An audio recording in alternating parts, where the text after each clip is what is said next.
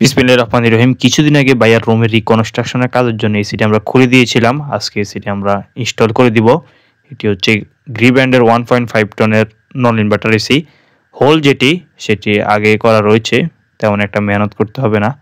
ফটাফট এসির indoor unit set করে নিব।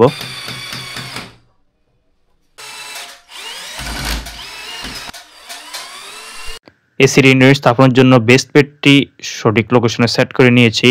এসির ইউনিট স্থাপনের সময় খেয়াল রাখতে হবে ইনডোর ইউনিটের উপরে যথেষ্ট পরিমাণ খালি জায়গা থাকে, যাতে পরবর্তীতে খুব সহজে সার্ভিস এবং রিপেয়ার যে কাজ সেটি যাতে করা যায়। লেভেল যেটি সেটি আমরা পারফেক্ট রেখেছি।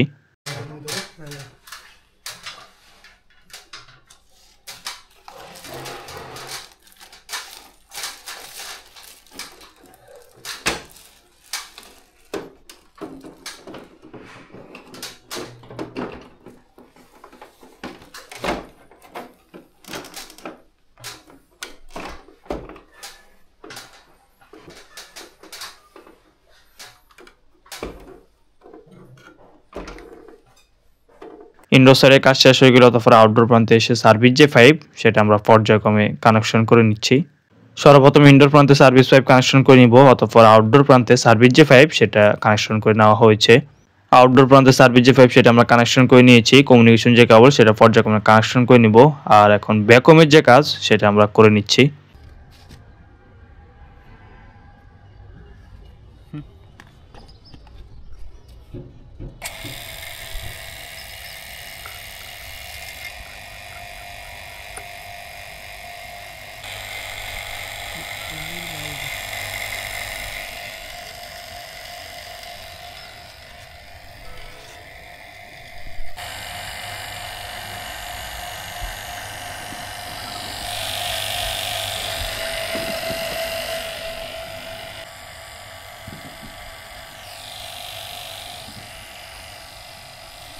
রেফ্রিজারেন্টকে রিলিজ করার পূর্বে লিক রয়েছে কিনা সেটা আমরা ভালোভাবে টেস্ট করে নিচ্ছি। লিক টেস্ট করা হয়ে গেলে রেফ্রিজারেন্টকে সার্ভিস পাইপের মধ্যে রিলিজ করে দিব।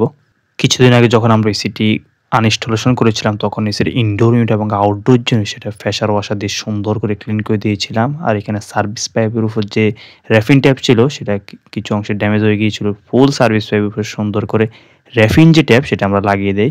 আর এখানে সুন্দর করে একটি ক্লাম লাগিয়ে দেই সাপোর্টের জন্য। যখন রেফ্রিজারেন্ট চলাচল করে তখন সার্ভিস যে পাইপ এগুলোর মধ্যে ভাইব্রেশন সৃষ্টি হয়।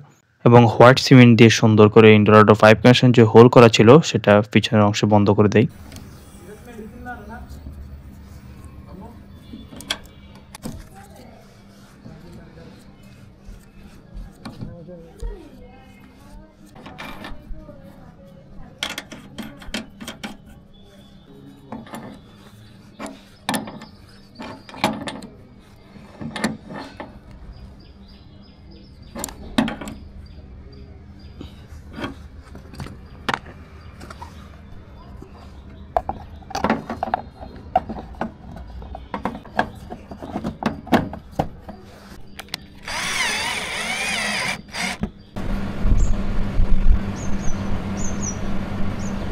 ফাইনাল হচ্ছে এসিটা আমরা চালু করে এটার কুলিং যে পারফরম্যান্স সেটা আমরা টেস্ট করে নিচ্ছি। পারফেক্টলি হচ্ছে এসিটি কাজ করছে। আর সার্ভিস পাইপের যে কন্ডিশন দেখতে পাচ্ছেন।